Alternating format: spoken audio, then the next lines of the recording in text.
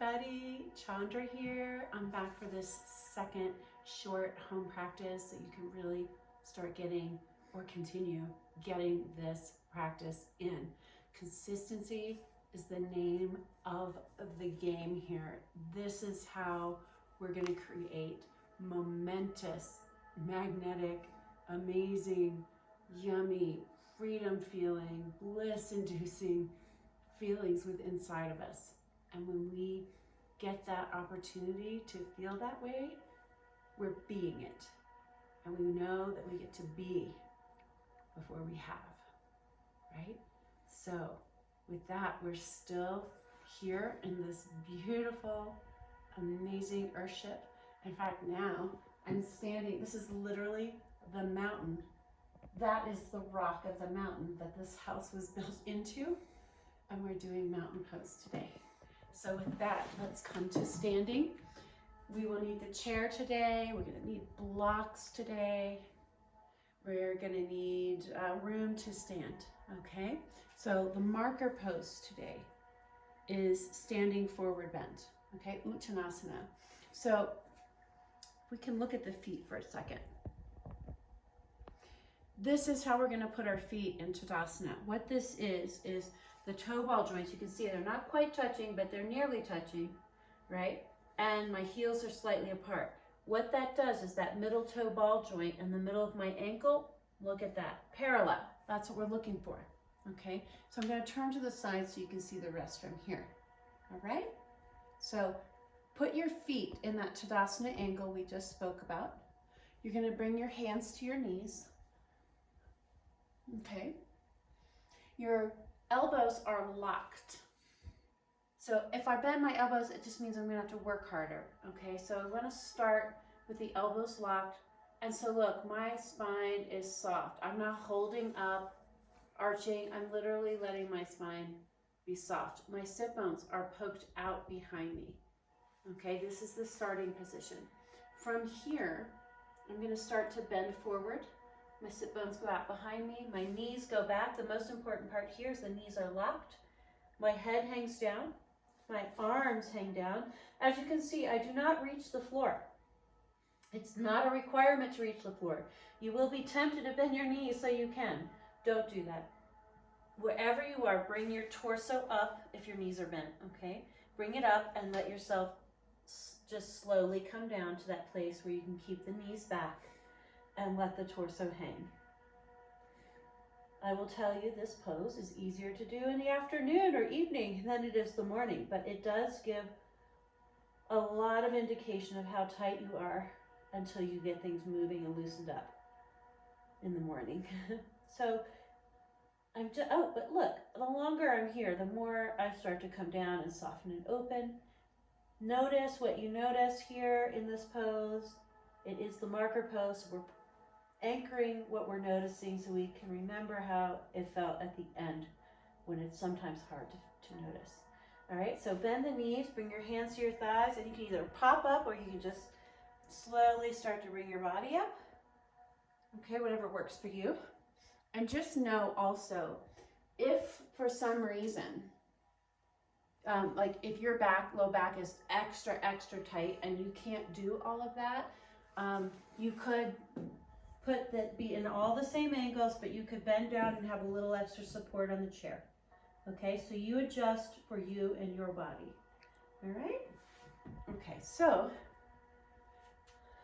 we're going to release the tailbone. All right, so start with your feet wide. We want the ankles under the knee. We're looking to sit in a chair where the thigh bones are approximately parallel to the floor. Okay, so if you're shorter in stature, then you're going to put something under your feet to bring your knees up. And if you're taller in stature, you're going to put something under your buttocks so your knees aren't so high and they come down. Okay, all right, so from here, turn your toes in. You want to look and see that the outside edges, we're looking at a lot of feet angles in this class. The outside edges, so it's really this toe ball joint and the edge of the heel. That angle we want turned in slightly, or at least parallel. But as always, if you're really tight and you can't quite do that, you're just gonna go wherever you are. But this is what we're shooting for, is parallel or slightly turned in, okay? And now if you notice, my knees are not above my ankles anymore, right? So I'm gonna bring my feet in till my ankles are under my knees and turn my toes in again. That's just spinal tension, okay? If you were tight in these ankles, you'd be out here being able to do that, including me, which I can't. So I'm coming in, all right? All right, so now bring your elbows to your knees and let your head hang down, long and soft. You're really letting your head surrender down with gravity. It's tractioning your whole spine. I'm keeping my big toe ball joints down. So sometimes people's feet will arc up a little bit, and if that's the case, you're going to use some toe ball joint muscles to flatten out your feet and be in firm connection with the floor. Your hands hang down. Sometimes people clasp their hands, but you're not going to do that. Just let your hands hang down. Your neck lengthens down. So if you have hiatal hernia, detached retina, glaucoma, or high blood pressure, this is where you stay. Stage 1 of this pose is the most effective, and going further would not be advantageous for you. Okay, if you do not experience those things, you can let your your elbows come in between your knees. Your whole body comes down in between your knees. Your knees can go a little wider for this. You're still keeping your big toe ball joints down. Ideally, you would do that with the muscles of your feet, but sometimes people want to use the base of the palm of their hand across those toe ball joints.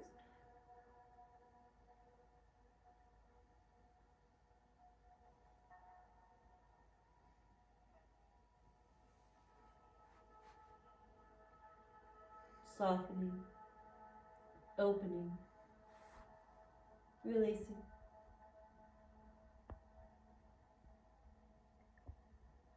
And then if you're in stage 2, come back to stage 1. Your one elbow at a time goes back to your knee.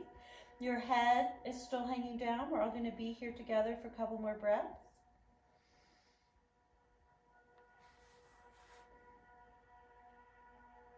Keep your head down. Bring your hands to your thighs.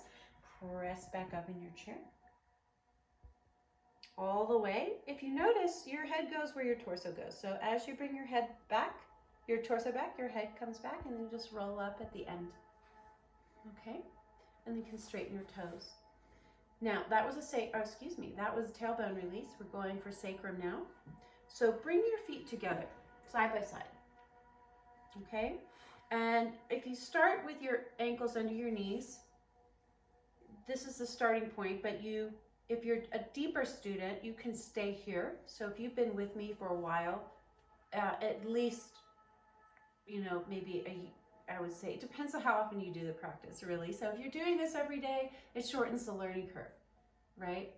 So, but let's just say, for sake of argument, that it's a year. Just give yourself a year of doing it the regular way, okay, before you start doing deeper stuff, unless you've had a private session with me, and then we can discuss, okay, specifically for you.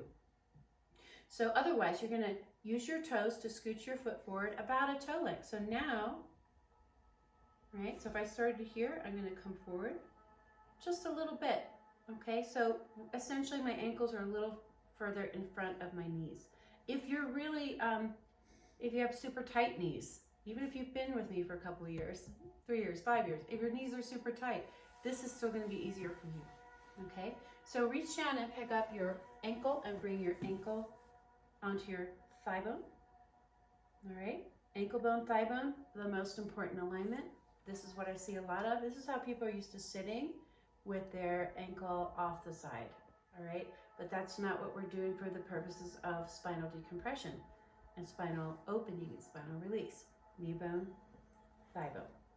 Okay, so if this is the furthest you can get into the pose, welcome to your pose. And if you think you can go deeper, bring your knee towards your chest. We want to protect the knee. It's just a precarious angle for the knee. So we bring it closer. Slide the ankle bone down the thigh bone towards the hip crease. So notice it's still on the thigh bone. Okay, let my knees soften out to the side. I'm gonna bring both hands down by my side and sit back in the chair and then lower my head. Now you're in the pose.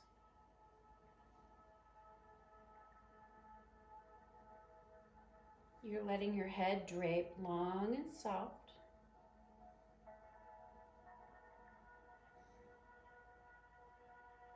You could alternatively have your palms up and hands in your lap.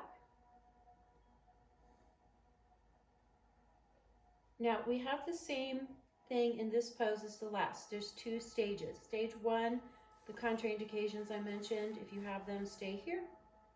It's not more is better. It's never more is better, okay? But if you are cleared to do stage 2, then you'll have a nice long big in-breath. That raises your ribs a little bit so you can fold over your crooked knee. Both arms are going to go either between the knees, or you could try both arms to the outside. You can choose.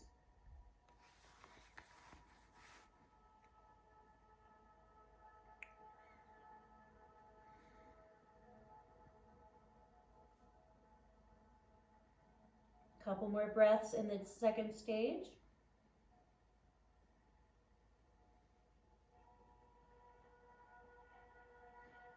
And then you could bring both hands to your supportive knee.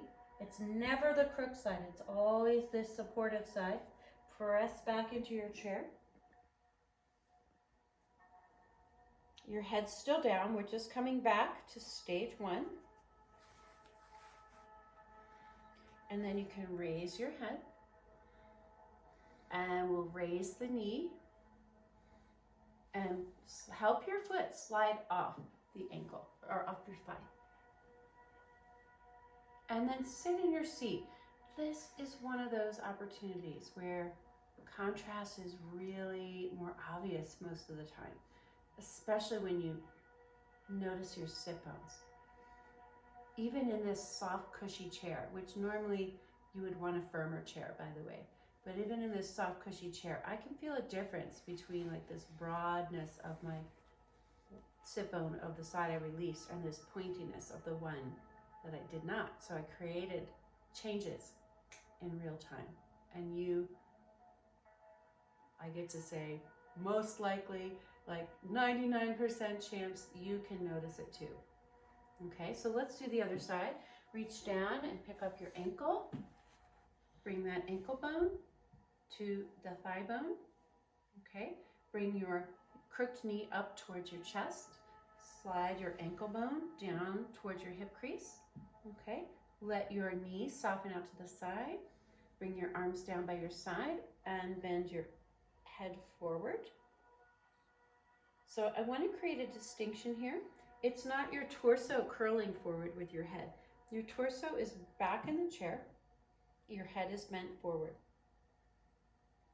And then I'd also like you to pay attention to your supportive legs. Sometimes our legs want to get moved out to the side. So if that's the case, you'll use your inner thigh muscles to keep the knee in alignment with your foot. You should not be able to see your toes, right? Keep your knee in alignment with your toes. Let that crooked knee soften out to the side. Just a little bit more.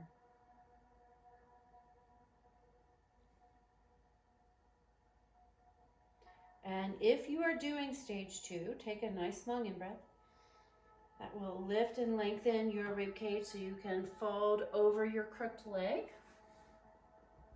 Both arms go in between the knees.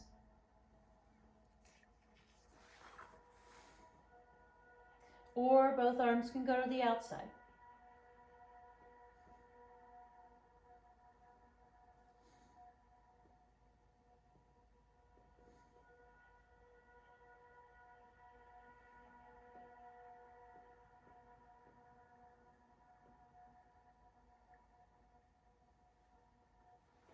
And then if you're in stage 2, bring both hands to your supportive leg.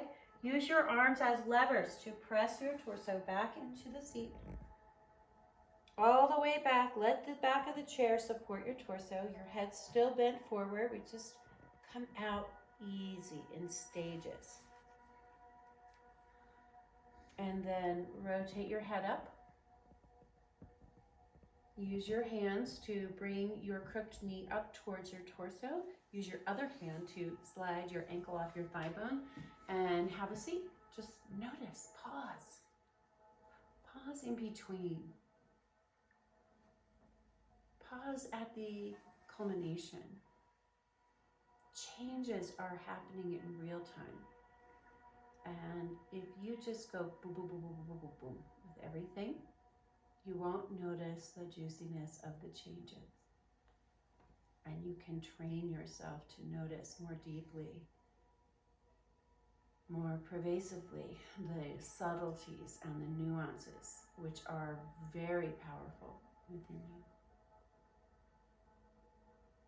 You can notice them physically, mentally, emotionally, energetically, spiritually. Okay, so let's do lunge. And I want to show you something. As you can see, I'm not in my normal studio. I'm in Taos, Mexico, New Mexico. Do not have my blocks. So I'm getting creative. The same thing I show you guys to do too.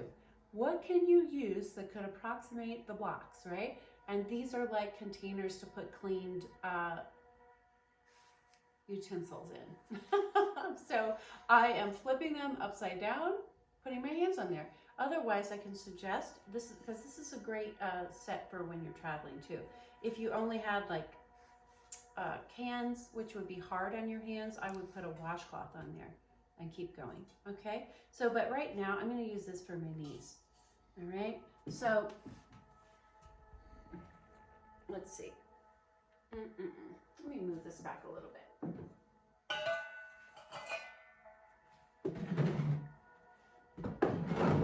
Okay, now the stone is also hard, and so whether it's hard or not, some people's knees are sensitive. So if you need a little extra something, you get a knee pad and put your knees on the knee pad. Some people's knees are so sensitive that they need more than that. So then the hole, you know, the handle of the hole in the knee pad, you can put your knee in the hole. And then I've never had anyone where that didn't work, just so you know. All right, so what I'm doing here is I'm getting my knees under my hips, right? And my wrists under my shoulders. And what I'm gonna do, and what we can do together, is I'm gonna lean over to my left hand, and then that supports me, get real solid here. Then bring your other foot forward in front of your hand. So your ankle's a little in front, all right? I'm gonna lean deeply into that opposite arm.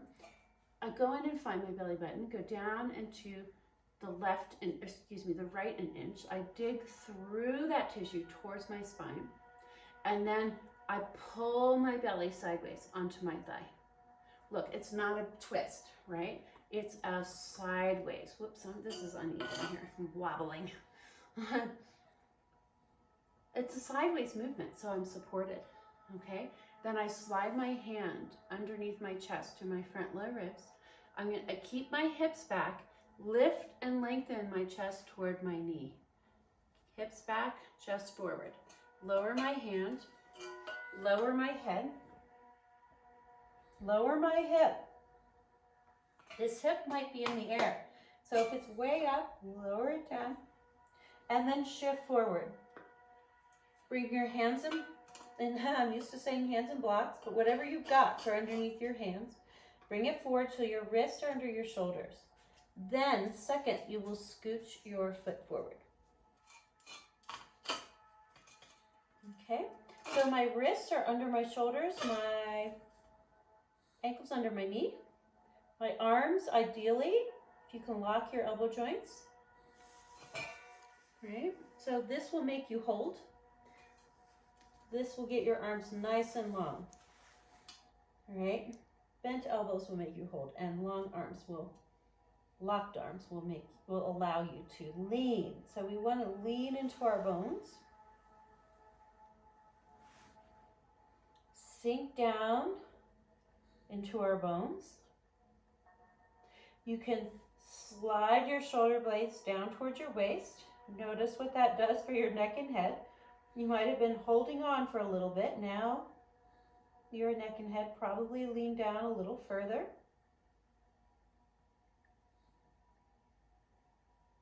Let that back open hip yawn open. And then press back.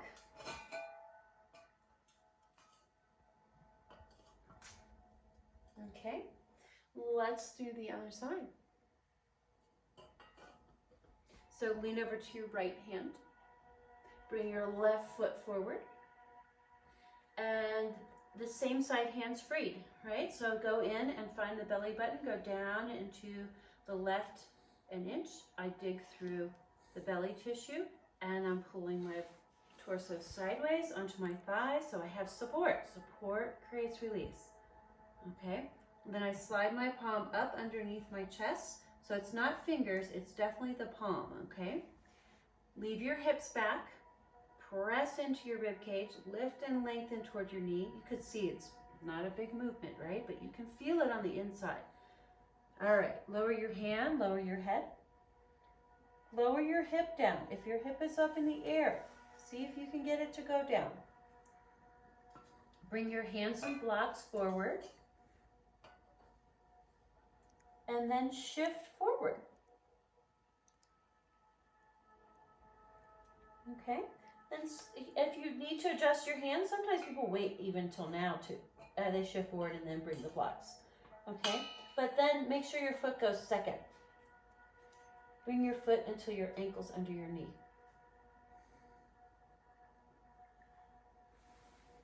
Lean into your body. Feel if you can get these angles so that wrists are under the shoulders, the ankles under the knee. When you do that, you're not holding and gripping on the pose, you're leaning into the pose. And then those openings in the waist and the waist vertebrae, they begin to yawn open. So that back open hip starts to yawn open as well. As the release starts to cascade through your body. Slide your shoulder blades down towards your waist. Notice what happens here to your neck and head.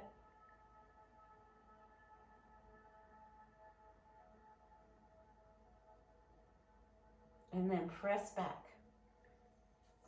And we're going to come up to standing.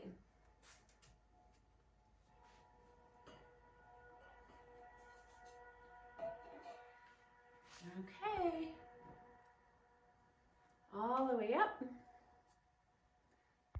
So I said we were going to do this mountain pose, right? Hold on, I got a tickle here. So we come in, that foot angle that I taught you in the beginning of class, the big toe ball joints are together, nearly together. Okay? And the heels slightly apart. So the midlines of your feet are parallel. A lot of people stand like this. Okay? So this might feel a little weird.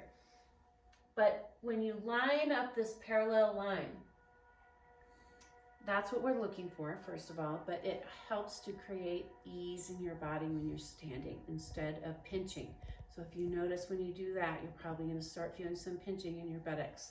So we've most of us have kind of not let ourselves notice the after effects of suboptimal posture, okay?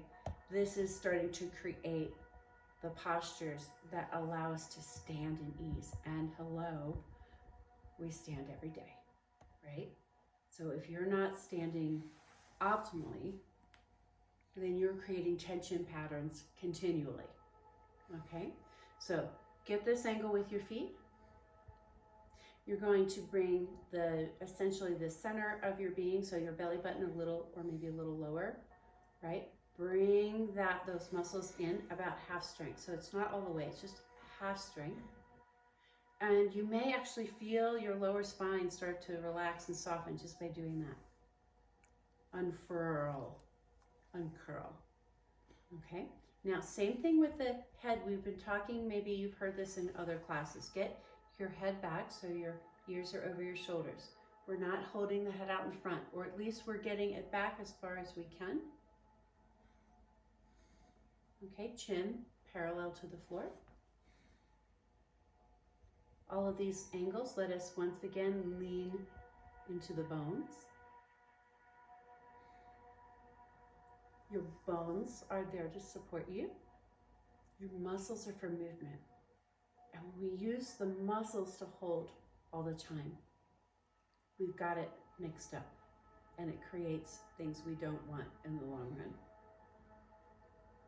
Leaning into our bones is a weight-bearing activity. Strengthens the bones. Okay? So, the next two poses, well, the next pose in particular, if you have high blood pressure, then you're going to not do the next two poses, okay? Because one is a prep and one is the final pose. And if I can't get you through the prep, you'll just stay here in Tadasana. No worries, okay? And if you get tired of standing in Tadasana, you can bring your hands to your knees. Arms are locked and your head hangs down. You're not going all the way down. You're just taking a break, and then you'll come up to standing again, okay? If you do not have high blood pressure, then follow me in the next two poses, okay? So bring your arms out to the side. Come over here just a tad. Arms out to the side, rotate your palms up. Bring your arms up by your head. Inhale, exhale, lengthen through your arms. Now seat your shoulder blades down. Standing stretch. This has a really interesting effect. So we get to lean down through our lower half of our body into our feet. So there's this grounding effect as we lift and lengthen through the arms. And in the center is this still point. Okay, so now we're going into the next pose. Bring your weight over to your right foot. Bring your left hand to your right wrist. Inhale, exhale, lengthen up into the air, and then arc over to the side. Now, notice I didn't collapse. I'm staying on plane as I arc over to the side.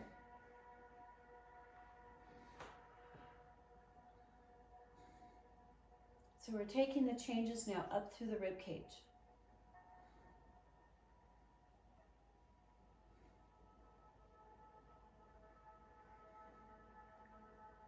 Another breath or two. And you can come up and out and just notice your standing pose again. Be in relationship with these subtle changes. Subtle is powerful. It's the realm of the miraculous.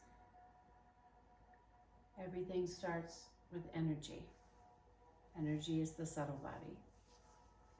Okay, so bring your arms out again. Rotate your palms up. Bring your arms up by your head. Inhale, exhale, lengthen. Seat your shoulder blades down so you're grounded through your feet. You're lengthened up towards your hands. Bring your weight over to your left foot. Bring your right hand to your left wrist. Inhale, exhale, lengthen up. So I'm literally using my arm to lengthen myself. So we get space first, and then we arc over to the side. Otherwise, we would just crunch over to the side, and we can create spaciousness in this body. So arcing over to the side, I'm on plane. You can let your head look down past your underarm if that feels better.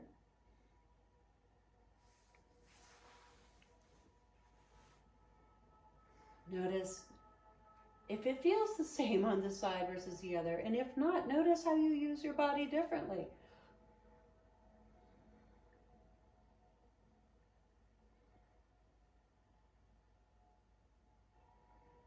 And then up, coming up, letting your arms come down. Notice your standing pose. We've created a lot of changes, and each change causes effects.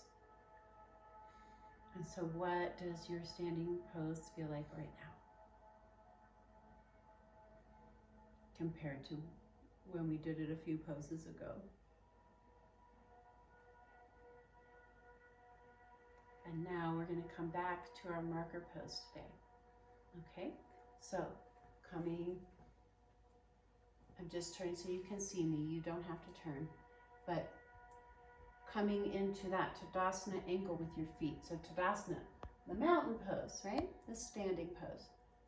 So we reestablish that with our feet if we weren't in that position already. Bring your hands and to your knees. Your elbows are locked. Your sit bones are pointing out behind you. Literally, your whole torso is supported through your arms. Let your neck and head lean down. Now, you're going to start tipping forward. Let your arms come down, wherever they come down. Your knees are locked. If they're bent at all, then you must bring your torso up. Don't go so deep into a tight angle that your body can't sustain. Bring your torso up, let your knees go back, and then let your body hang wherever it hangs.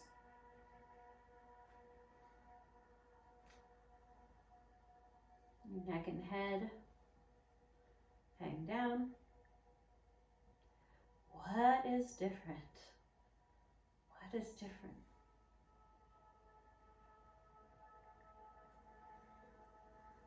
Well, I mean, I can feel my hands are now, all my knuckles, all my fingers are on the ground. I couldn't even touch it the first time. That's the level of opening that you can get through your whole entire spine in this practice. Changes happen in the moment, real time. Bend your knees, bring your hands to your thighs, and press up.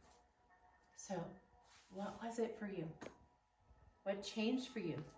Let that wash over you. Even if you have to really go in and look for it. Let yourself become aware of your body, what it's doing. Any given moment, body, mind, energy, soul, heart, what is it that's shifting? And if you need to, write it down. Let your ego have that actual evidence, really. The evidence is always what your ego is looking for. Okay? Namaste.